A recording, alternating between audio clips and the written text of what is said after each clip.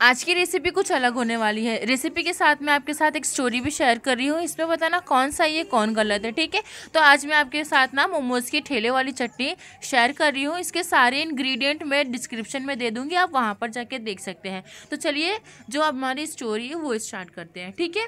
तो एक दिन क्या होता है ना, शादी की पहली रात लड़का जब अपनी बीवी के कमरे में आता है, बीवी के पास आता है ना, तो वो देखता है कि उसकी बीवी बहुत ज़ोर ज़ोर से रो रही है, यानी सिसकियाँ ले लेके रो रही है। तो लड़का समझता है कि वो अपने शायद घर वालों से, रिश्तेदारों से जुदाई की वजह से वो रो रही है। जब उसने अपनी बीवी से पूछा कि क्या हुआ, तुम क्यों रो रही हो, ठीक तो हो, तो उसकी बीवी मालूम अकड़ के बदतमीज लहजे से बोलती है, तुमको क्या है इससे, तुम क्यों मुझसे पूछ रहे हो, तुमको क्या ज़रूरत है मेरा हाल चाल लेने की। तो उसका शौहर क्या बोलता है, देखो मैं तुम्हारा शौहर हूँ, मेरा हक है तुमसे ये सब पूछने का, तुम्हारा हाल चाल लेने का, तुम्हारा ख्याल रखने का।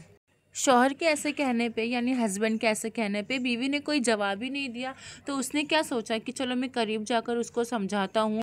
जब लड़का करीब गया तो बीवी ने कहा, खबरदार अगर मुझे हाथ लगाने की कोशिश की। शौहर ने प्यार से कहा, क्या हुआ है बताओ तो सही मुझे। बीवी ने जवाब दिया, मैंने कहा मुझे सिर्फ तलाक चाहिए। और फिर जो शौहर था एकदम हक्का बक्का हो गया। थोड़ा देर रुकने के बाद, सोचने के बाद शौहर मुस्कुराया और बोला, बताइए तुमको तलाक क्यों चाहिए।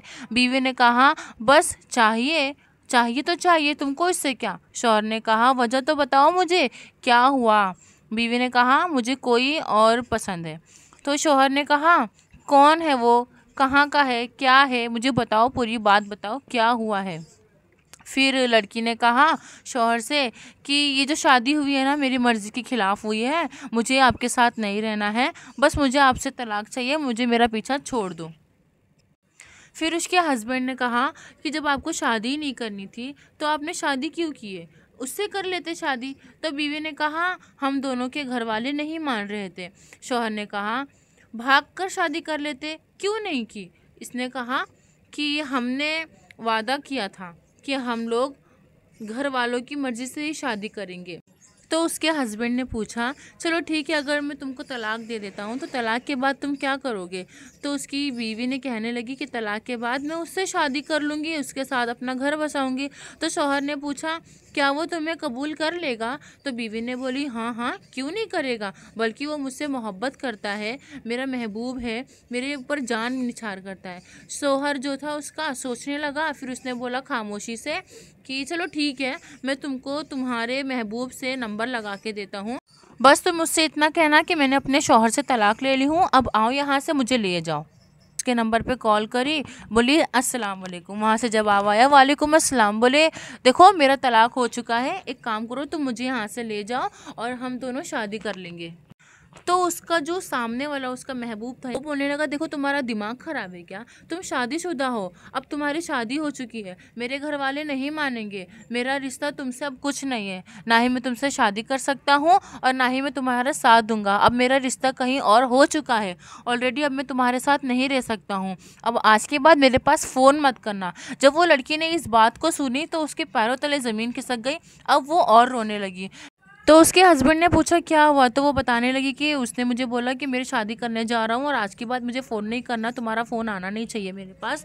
तो उसके हस्बैंड ने बोला, अब तुम क्या करोगी, तुमको अभी भी तलाक चाहिए। तो फिर वो रोने लगी। तो उसका हस्बैंड वो बात सोचकर बाहर चले गया। कुछ देर बाद सोचने के वो वापस आया घर में, उसके सामने अपने हाथ जोड़कर फूट फूट कर रो रही, बोली, मुझे माफ़ कर दो, मैं प्यार में अंधी हो गई थी, क्या आप मुझे कबूल कर सकते हैं, मुझे माफ़ कर दो। वो माफ़ी मांगने लगी, कहने लगी कि मुझे आप अपनी ज़िंदगी में एक नौकरानी की तरह रख सकते हो, मैं आपके कदमों के नीचे रहूँगी, मुझे माफ़ कर दो। तो शौहर मुस्कुराकर कहने लगा, अरे मैं तुमको माफ़ कर दिया हूँ, तुम गलत क्यों सोच रहे हो मेरे बारे में, मैंने तुमको निकाह करके लाया हूँ, तुम मेरी कदमों में नहीं, तुम मेरे दिल में रहोगी। और रही बात पुरानी, तो पुरानी जाने दो, जो भी हुआ सो हुआ, अब तुम मेरे साथ रहो, मुझसे मोहब्बत करो, अपना घर बसाओ। तो इसी तरीके से वो दोनों एक साथ रहने लग गए। आज के ज़माने में उनके 3 बच्चे हैं और बहुत ही ज़्यादा खुश है।